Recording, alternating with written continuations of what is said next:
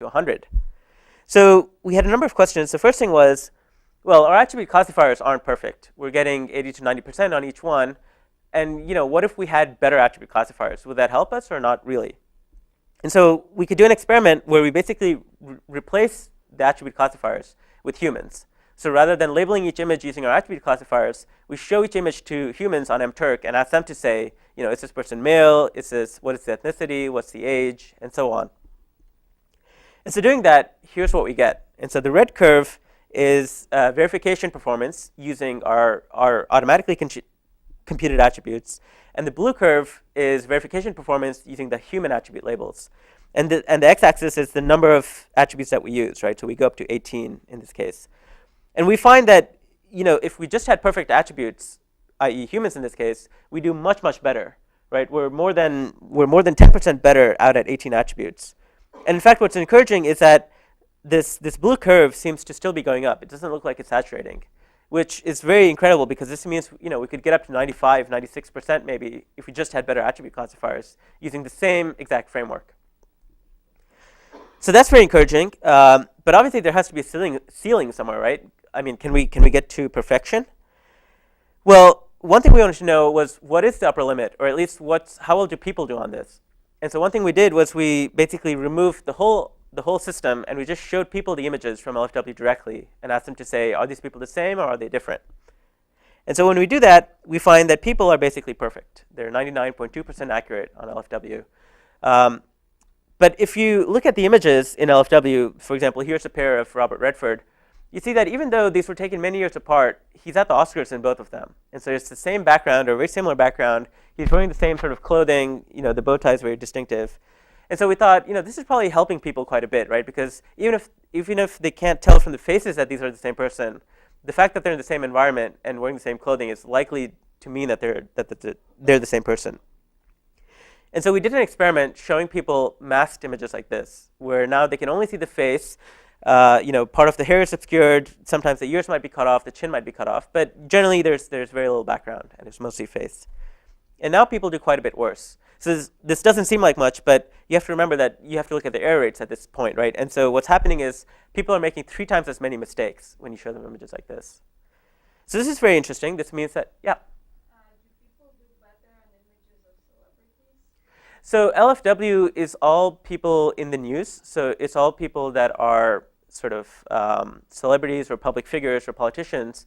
But there are a lot of them, and they're from all over the world. So people don't generally know most of them.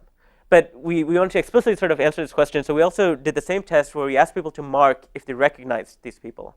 And if you have to mark that, they do just about the same. So it doesn't seem like knowing the person is really helping them that much. But again, this background thing was sort of still bothering us. Like, how much information is really there in the background that people start doing so much worse when you don't show them the background?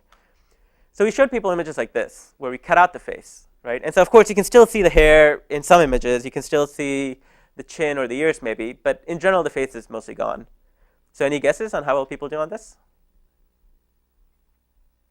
Someone want to throw out a number?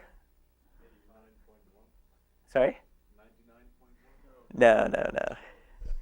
Yeah, so it's 94.27. So it's still very, very good, right? And I think what this really says is not something about faces necessarily, but something about this data set, which is just that because the data set was gathered from news sources and people tend to be in the news for specific things, so the photographs will often be at the same occasions or similar occasions. Or for example, golfers will often be photographed on the golf field, or businessmen at press conferences or things like that. And so in any case, this sort of highlighted that we have to be careful, as always, with any benchmark, with any data set. And so as part of this, we sort of created a much larger data set, which hopefully has more variety, called PubFig, which anyone can download if you want. So OK, let me move on to the third part of my talk. So this is work coming out at CVPR this year called, it's on localizing parts of faces. And localizing parts or locating parts on a face is essential for basically anything you want to do with faces. So for all this attribute stuff, you also need to localize the face. You have to find the fiducial points on the face so that you can align them to a common coordinate system. If you want to do face replacement, which I didn't talk about in this talk, but there also you need to know where parts of the face are. Where are the eyes, where's the mouth, and so on. if you want to do dense correspondence, for example, for doing a low-level matching between faces, you have to know where parts of the face are.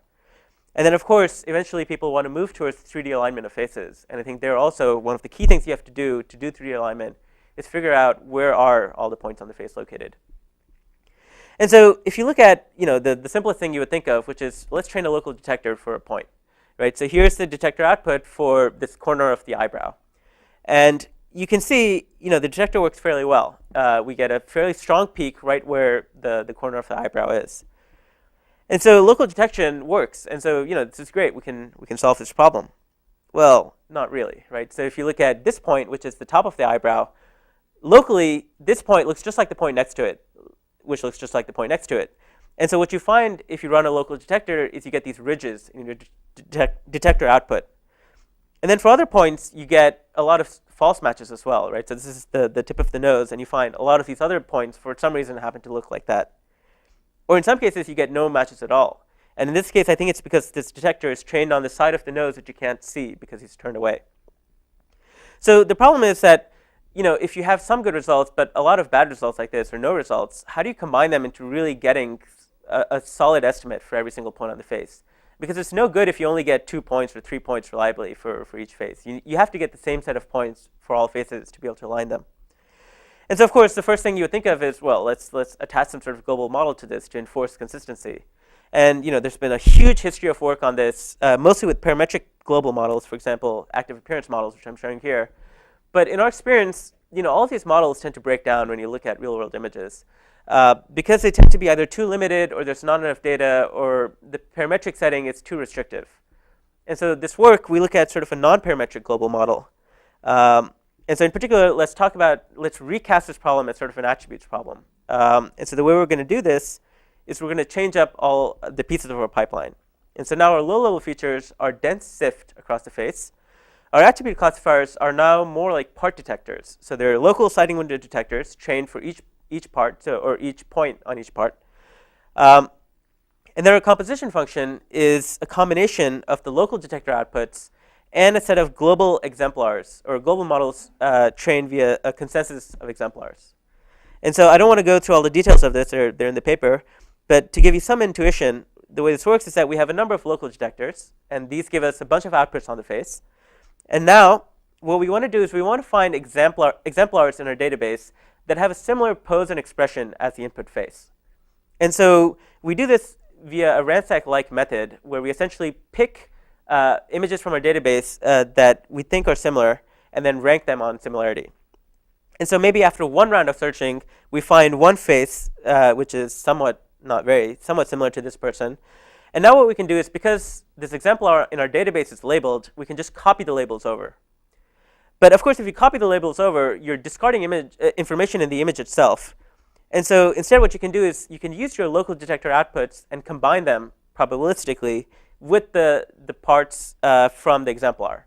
And when you do that, the results get a little bit better. But of course, they're still not very good at all. But then you can repeat this over and over, right? And so after 10 rounds of searching, you maybe have found 5 exemplars that look similar to your input image. And now when you copy and merge the parts over, you find that they do quite a bit better. And so you can do this for 100 rounds and then for 1,000 rounds. And now you see the results are getting very good. Because at this point, we've found lots of exemplar images in our database which are very, very similar in pose and expression to the input image. And by combining their points along with the local detector outputs, we get very good results. So quantitatively, this is how we do. The blue lines are us, and green is a commercial system that we're using, and red is the system by Everingham et al. In the paper called Buffy. I think it's Hello, my name is Buffy. And so we do quite a bit better. We're, in general, more than twice as accurate. And I think something that is hard to sort of show from just this graph alone is that the kind of mistakes we make are much, much better. So what happens with Everingham or with the commercial system is that they can do some of the points very reliably. So maybe they get the eyes and the mouth corners very reliably. But then the other points might be quite far off because of some reason. Or maybe if one of the eye points can be detected, then everything else is far off. But in contrast, we're fairly good even in tough situations. And so here I just wanted to run through a number of results just to show you the kind of results that we get. Right? And so each of these white points is the point. So we have something like 20 9 points maybe on the face. Um, and so, we can handle people in different poses. We can handle obstructions, so things like hair coming over the eyebrows, which is very, very common. We can handle images of very poor quality. We can handle beards and glasses, which often throw off these other methods. We can handle very strange expressions. We can handle sunglasses. So this is a classic case of where commercial systems or existing systems completely fail. Because what happens is they're trying to find the eyes, and then maybe using that as an initialization, they're trying to get everything else. So in this case, I don't know if the eye points are correct, but they look reasonable to me. And more importantly, everything else is still fine. Because we don't explicitly depend on any particular part of the face, we can be fine with a fair amount of occlusion or changes. So we can deal with things like hair covering one full eye, or things like this. Or this is another case where the rigidity assumption often ends up messing up people, because when you have two faces pressed together, they become very non-rigid, and so you find that points often get morphed if you look at existing methods, but we're able to handle it just fine. And we can handle complete occlusion like this. And here's a failure case. So in this case, what's happened is the eye points here are off the eye, even though sort of a lot of the rest of it is fairly good. But in this case, we looked into it, and what happened was we just didn't have any images in our data set that look like this. Our exemplar database is about 1,200 images, which is fairly good, but we could always add more.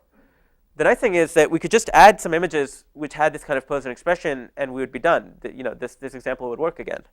So this is very encouraging. I mean, this is really nice to see, and these results are really, it really makes a huge difference for whatever kind of processing you have to do afterwards to get reliably these face points. Okay, so I've talked a lot about faces, and so attributes are great for faces, but let's see if we can use them for other stuff. And in particular, let's go back to the problem one of the problems I motivated with was identifying plant species. So does anyone know, by looking at this, what plant species this is? Okay, good, neither do I. So let's use a field guide. So here's a field guide. We open it up, and at the beginning, there's a decision tree, essentially. They ask you a bunch of questions like, is this leaf simple or is it compound? If it's simple, go to page 7b. If it's compound, go to page 7c. It's like one of those choose your own adventure books.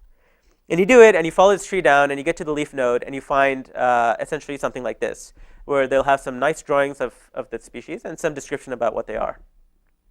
So if you try using these, and I've tried using these a bunch now, it takes about 10 to 15 minutes to follow this tree down to really figure out what you're looking at. And you get to the end, and you're usually wrong. And you're usually wrong because you screwed up one of the steps before, or because the leaf you're looking at is not very typical, or because something was messed up, or because you didn't understand what simple meant or compound meant, or you didn't know what serrated meant. And so it's really, really frustrating to use this thing. And the other thing is, we're in the 21st century. We shouldn't be using something that essentially has been discovered in the 1st century. So let's see how we can apply something like our attributes to this problem. And so in this case, let's start with our pipeline again. And so our image source is no longer the internet, because it turns out the internet has a ton of stuff, but it doesn't really have nice images of leaves. So we went out to the field and collected images using cameras, like cell phone cameras, like iPhones. And so here are some examples of the images we collect. So one thing is that we want them on a white background, so we don't have to worry about segmentation as much. Although I should point out that segmentation looks easy on these images. It's not. We have gone through every published segmentation algorithm, and they all don't work too well. Don't work well at all, actually. And so we ended up having to come up with our own segmentation thing, but in any case. Okay, so the low-level features we want to extract from these images are histograms of curvature values at different scales computed on the contour of the segmented leaf.